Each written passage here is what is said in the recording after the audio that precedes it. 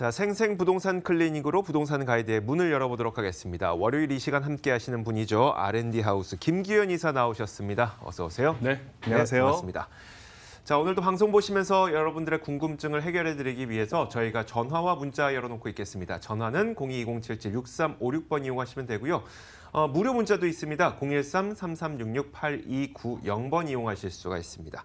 자, 오늘도 김기현 이사와 함께 부동산 정보를 듣기 전에 강의를 한번 들어볼 텐데, 제가 오프닝에서 말씀을 드렸던 것처럼 장기적인 안목을 갖고 우리가 이제 부동산 시장에 접근을 하기 위해서는 도시가 어떻게 개발되는지를 알아야 되잖아요. 맞습니다. 그래서 도시계획사업 두 번째 시간을 준비하셨네요.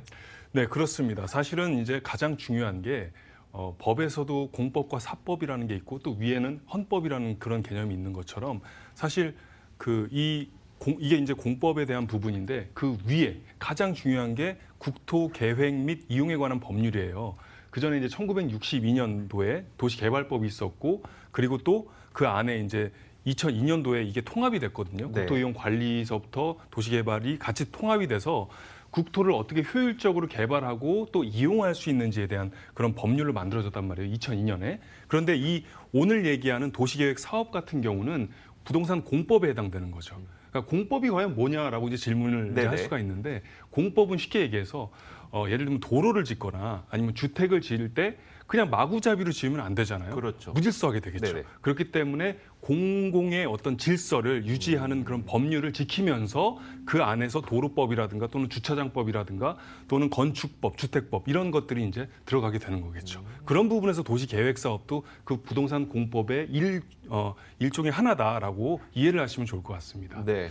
자, 이렇게 도시가 어떻게 계획되는지를 우리가 알아야지. 그러면 우선순위로 어느 도시에, 어느 지역이 먼저 개발이 될 것이고, 이렇게 개발이 된다면 그쪽 지역의 부동산은 어떻게 변화할 것이고, 이런 것들을 우리가 좀 짐작해 볼 수가 있겠네요. 과연 그럴까요? 한번 보죠. 네, 알겠습니다. 보도록 할 텐데요. 자, 보시면 도시개발 사업, 도시개발 사업이라는 게 있고, 그 도시계획 사업 안에는 그리고 택지개발 사업이라는 게 있고 재정비 사업이라는 게 있습니다. 이거는 제가 지난 시간에도 말씀을 드렸는데, 도시개발 사업 같은 경우는 도시에, 그러니까 도시개발 구역에서 여기 나온 것처럼 주거, 상업, 산업, 유통 등의 그런 기능, 그러니까 도시로서의 기능을 만드는 그런 부분에서 도시를 만든다라고 이제 생각을 하시면 되는데요. 자, 우리가 이제 쉽게 얘기해서 예전에 읍이라든가 면 이런 동이라든가 이런 부분이 이제 시로 승격화된다거나 아니면 실제로 새로운 세종시처럼 아예 그냥 도시를 만들 때 도시계획 나온 것처럼 도시개발 사업에 그런 적용을 받는다라고 이해를 하시면 될 것 같습니다.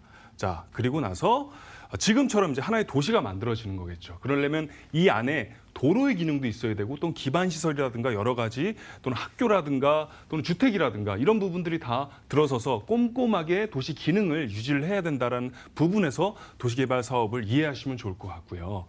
자, 두 번째는 이제 택지개발 사업인데 이것도 많이 들어보셨을 거예요. 근데 사실 강남 같은 경우가 이제 택지개발이라는 게 쉽게 얘기해서 도시가 있는데 도시 인구가 너무 많아요. 예전에는 박정희 정부 시절에 명동과 종로에 많이 몰렸단 말이에요. 그러다 보니까 이 인구를 분산시켜야 되기 위해서 강남을 택지 개발을 한 거죠.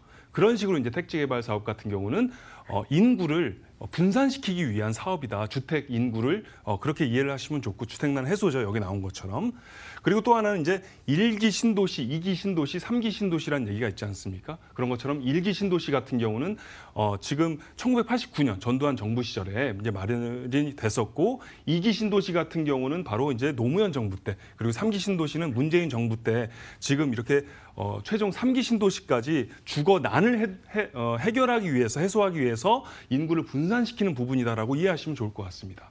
자, 그래서 지금 그림처럼 새로운 어떤 택지를 개발을 해서 도시계획 사업, 도시개발 사업과 약간 흡사하지만 취지가 조금 다르다라는 거죠. 도시개발 사업은 도시를 만드는 개념이고, 택지개발 같은 경우는 인구를 분산시키기 위한 주택 난을 해소하기 위한 방법이다, 그런 사업이다라고 이해하시면 좋고요.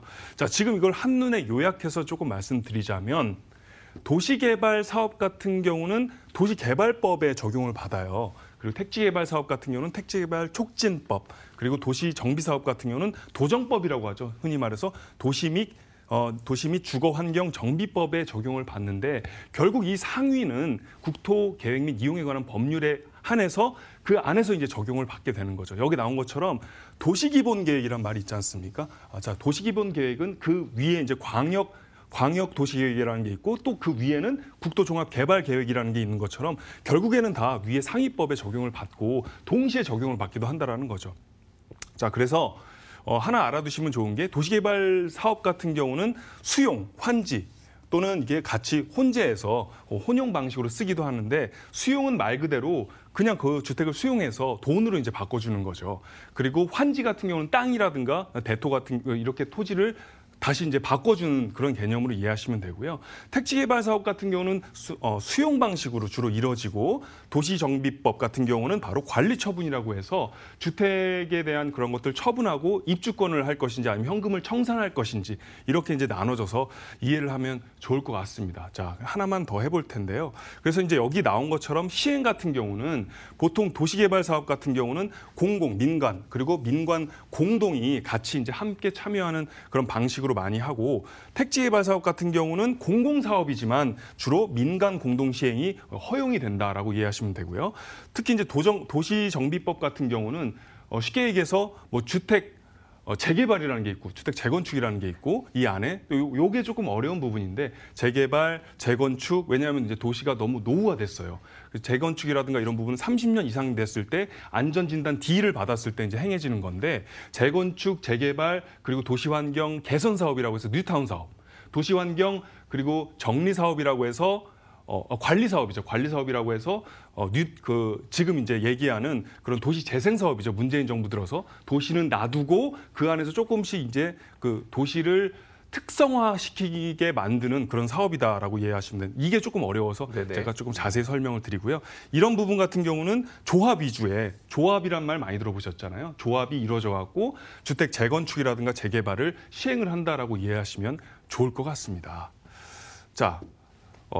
재정비 촉진 사업은 제가 한 번 더 이제 말씀을 드리겠지만 한 주로 5가지 정도로 보시면 돼요. 뉴타운 사업 들어보셨잖아요. 뉴타운 사업 그렇죠? 이게 이제 이명박 정부 때 만들어진 건데 소위 말해서 도시를 싹 갈아버리는 거예요. 그 안에 택지를 이제 싹 갈아버리고 그 안에서 오래됐기 때문에 오래됐을 그 부분이 이제 공통 분모죠. 그랬을 때 실제로 이 안에 이제 다시 이제 도시를 하나하나 만든다라는 개념이 이제 뉴타운 사업이고.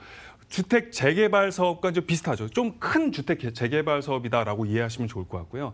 자, 지금 얘기하는 도시 재생 사업, 문재인 정부 들어서 그건 뭘까요?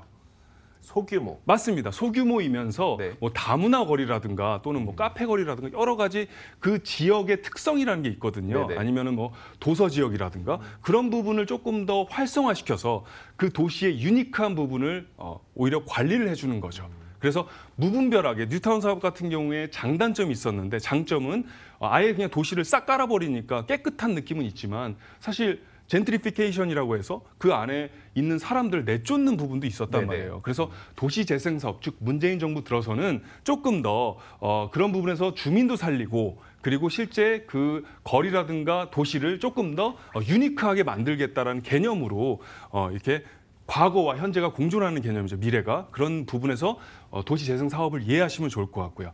자, 이런 부분에서 조금 생각을 하신다면 동일 생활권의 도시 기능을 종합적으로 증진시키기 위해서 시행하는 제반 사업인데 재정비 촉진 사업 같은 경우는 쉽게 얘기해서 도시가 이제 있다 보면은 지금 특히 이제 서울시 같은 경우의 핵심이 아까 말씀드렸다시피 투자 목적으로 보셨을 때 노후화가 이미 됐단 말이에요. 30년이 넘어섰고, 그렇죠? 그런 부분에서 이제 놔두면 어떻게 되겠습니까? 계속 노후화. 그렇죠. 계속 노후화되고 지저분해질 거 아닙니까? 동네 자체가 낙후되고. 그렇기 때문에 앞으로는 재정비 사업이라든가 또는 주택 재개발, 재건축 사업으로 그렇게 이제 유지가 되겠죠, 많이. 특히 이제 강남 같은 경우는 기반 사업은 괜찮아요. 그러니까 주택만 이렇게 철거를 하거나 아니면 재건축식으로 이루어지는 경우가 많겠고 강북 같은 경우는 뉴타운 사업이라든가 또는 도시 재생 사업으로 그렇게 이루어질 확률이 더 높겠죠. 그렇게 좀 이해를 하시면 네. 공법이라든가 국토계획 및 이용에 관한 법률을 정확히 이해할 네. 수 있으리라. 알겠습니다. 자, 이렇게 얘기를 듣고 나니까 내가 관심 갖고 있는 이 지역이 도시 개발 사업에 해당할 지역인지 아니면 택지 개발에 해당할지, 뭐 이 택지 개발은 거의 없겠죠. 맨 땅에다 하는 거니까. 아니면 뭐 도시 정비 사업에 해당하는 지역인지 이런 것들을 구분하다 보면은 더욱더 명쾌하게 부동산 시장에 대해서 알 수 있을 것 같습니다. 자, 김기현 이사가 준비한 부동산 정보도 있죠. 저희가 지금 바로 화면으로 확인해 보도록 하겠습니다.